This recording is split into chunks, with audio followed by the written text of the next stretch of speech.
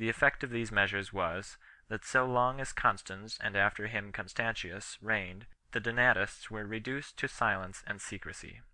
A change took place under Julian, who did not interfere in ecclesiastical quarrels, and allowed exiled ecclesiastics of all parties to return to their homes. Among these the Donatists returned, and the apostasy of their deliverer did not prevent the advocates of purity in the church from singing his praises. Donatus had died in exile, but Parmenian was chosen in his place as schismatical bishop of Carthage, and his followers, no longer repressed by the civil power, again committed all kinds of excess, and it was not until Valentinian I and Gratian came into power that measures were taken to repress them. After earlier edicts had failed, Gratian, in the year 378, issued an edict forbidding all assemblies of the Donatists and confiscating their churches. But their own divisions, which, says Augustine, were innumerable, were more injurious to them than imperial persecution. The first schism within the schism was formed by the learned Tychonius. He combated the two most characteristic tenets of his sect, that a church which tolerates sinners ceases to be a true church, and that those who come over from such a church should be rebaptized. He probably desired to bring about a reconciliation between the church and the schismatics, but he only incurred, as mediators usually do, the hatred of the leaders of his party. The Rogatians, the party of Rogatus, bishop of Cartena, who repudiated the Circumcellions, and were, says Augustine, the most moderate of the Donatist sects, shared the same fate. These appear to have been small parties, but other leaders attracted a larger following. Primian, who, on the death of Parmenian, about the year 392, became Donatist bishop of Carthage, very much relaxed the strict rule which had hitherto prevailed, and admitted to communion persons who were highly offensive to the more rigorous party. When these openly opposed him, they were themselves excommunicated. Among the excommunicated was a deacon called Maximian. A considerable number of the Donatist bishops sided with him, and, at a council held about the year 393, deposed Primian and chose Maximian in his place.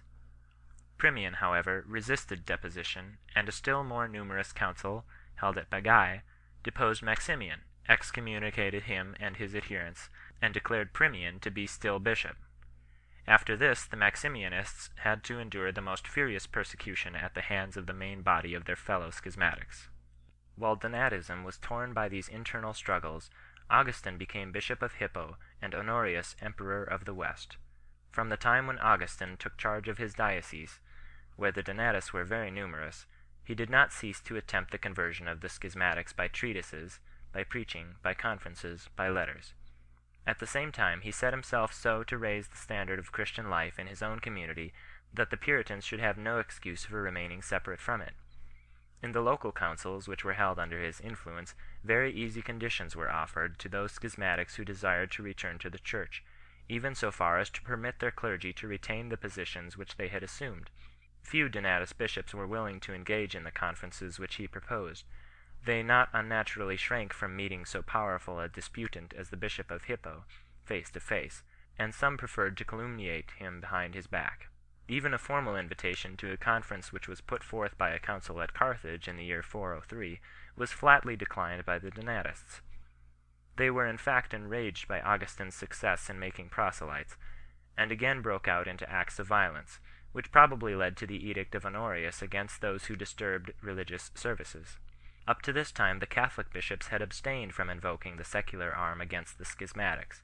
Augustine in particular had protested against it with some vehemence. The violence of the Donatists, however, at last induced them to have recourse even to this, and a synod at Carthage in the year 404 supplicated the emperor to put in force a law of Theodosius, which inflicted a heavy fine on frequenters of schismatical assemblies. Before, however, the deputies from the synod reached the emperor, he had already issued an edict punishing lay schismatics by fines and their clergy by banishment, and he soon after published a series of still more severe decrees, enjoining that the Donatists in particular should be deprived of their churches.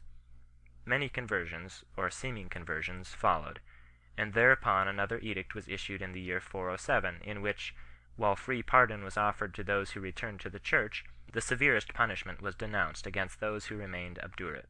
In the year 409, however, the political circumstances of that disturbed time induced Honorius to change his policy and grant freedom in the practice of their religion to all parties alike, a toleration which lasted only a few months. About the same time when this edict was withdrawn, the Catholic bishops renewed their proposal of a conference, to be held under imperial authority. The emperor at once gave directions for such a conference to be held at Carthage, and in 411 sent the tribune Marcellinus to Africa as his commissioner, to preside over the disputation and to decide in his name on the questions at issue. Marcellinus was a man of high character and a good Christian, but he had a fatal disqualification for the task which he had undertaken. He was an intimate friend of Augustine's, who had dedicated to him his great work on the city of God. It was therefore impossible for the Donatists, already suspicious, to accept him as an impartial judge in their cause. There flocked to Carthage 286 Catholic bishops and 279 Donatists. Each side chose 7 representatives. On the Catholic side, Aurelian of Carthage and Augustine himself were the leaders in debate. On the side of the Donatists, Primian of Carthage, Petilian of Constantine, and Emeritus of Caesarea. Before the debate began, the Catholics declared formally in writing that if the Donatists could prove that the Church, except in the Donatist society, had utterly died out under the plague of sin, they would all submit themselves and resign their sees. If, on the other hand, they, the Catholics, should demonstrate that the Church of Christ dispersed throughout the world could not possibly have died out through the sins of some of its members, then it would be the duty of the Donatists to return to communion with the Church for the salvation of their souls, and they declared that in thus acting the bishops should not lose their office. On this the conference began, exactly 100 years after the commencement of the schism, and continued 3 days. The Donatists, who at first objected to sit with the sinners, that is, with the Catholics, made various attempts to lead the discussion to subordinate questions, and it was not until the 3rd day that they could be induced to face the question of principle, whether a church which tolerates sinners in the midst of it ceases to be a church, and the question of fact, who was the cause of the schism. With regard to the first, Augustine soon reduced the Donatists to silence. With regard to the second, the evidence of authentic contemporary documents so clearly proved the innocence of Cecilian and of Felix of Aptunga, that Marcellinus gave a formal decision that the Catholics had proved their case on all points. A few days afterwards he issued an edict, under the powers of the emperor's commission, forbidding Donatists to hold any kind of religious meeting, and commanding them to hand over their churches to the Catholics.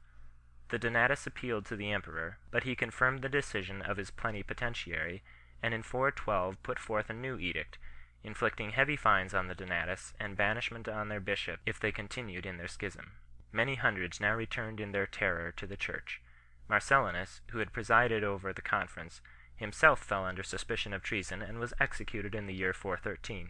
But Honorius still proceeded against the Donatists, and in 414 published another edict, by which those of them who persisted in their schism were deprived of civil rights, and soon afterwards, in spite of the protest of Augustine, he forbade them to assemble for worship under pain of death. From this time the number of the Donatists began to diminish, though the emperor still thought it necessary to issue severe edicts against them.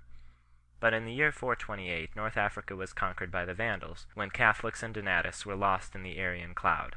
Some small remnants seem, however, to have maintained themselves until their country fell in the 7th century under the dominion of the Saracens. There is no reason to doubt that the leaders of the Donatists were, however mistaken, men worthy of respect, and the principle for which they contended was a highly important one, no less than the purity of the Church of Christ. The Church, said a Donatist bishop, should be pure and undefiled. True, the Lord predicted that there should be tares among the wheat, but that was in the field of the world, not of the Church. Our opponents, said another, seem to regard the name Catholic as belonging to certain nations or races, but that name properly belongs to a society in which the sacraments are administered with full efficacy, which is perfect, which is undefiled, not to races. They contended, in short, that the conception of Catholicism includes not only outward and visible connection with the Church, but a holiness of life worthy of a disciple of Christ, that the presence of the Spirit must be attested by the fruits of the Spirit, and this especially in the case of the ministers of the Church. So far well, but when, instead of trying to raise the standard of holiness within the Church, they constituted a society of their own outside it, virtually unchurching the rest of the world, their spiritual pride wrought its usual results. They became heady, high-minded.